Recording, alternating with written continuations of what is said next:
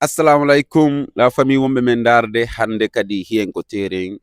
hande kadi en wondi do e wonan be nder lagine ga yo ngandi non si men ari men lagine ga men waway dabbitande kala ko suudi aray non hande yen wondi do e holorabe ben lagine ga o jama tv won hara en aray landagol be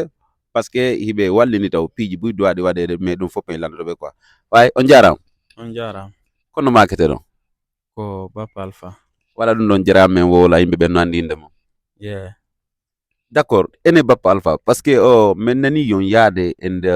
leydi Sénégal honde say duwa ɗon yaade ton bon meɗen duwa yaade ton ɗum ko fi événement waɗo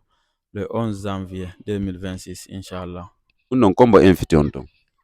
bon ko film men mari projecteteɗo ton nde ñande inchallah mene koto Diawo en fayde e acteur ɓe guina ɗo hewɓe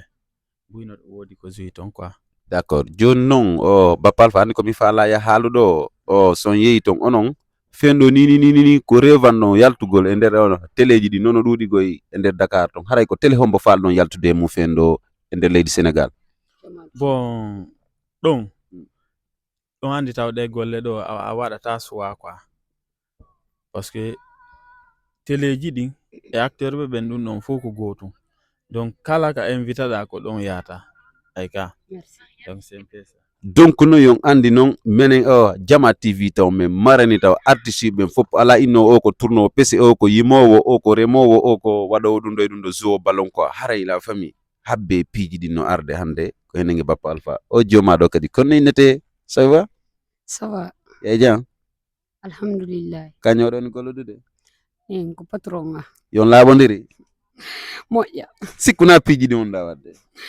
hondi woni ɗin piiji ɗi piiji hulɓiniɗi ɗin quoi min mi anda ɗin no par ce que onon guine ɗo miɗo rendi joué mon de no hulɓinide ittumen nder to kanko tigi woni joué voilà joni no woli fi jama tv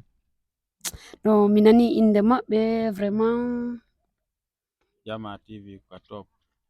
wowliya o no yersi quoi no Jama TV ko ka top ndaaro caméra an wowla Jama TV wontanara ko ene yeah on welti ko men wadde kon quoi bien sûr oui ok la famille ara yabbe piiji ɗin quoi en yayi kadi hoɓɓe goo quoi merci la famille Sénégal dow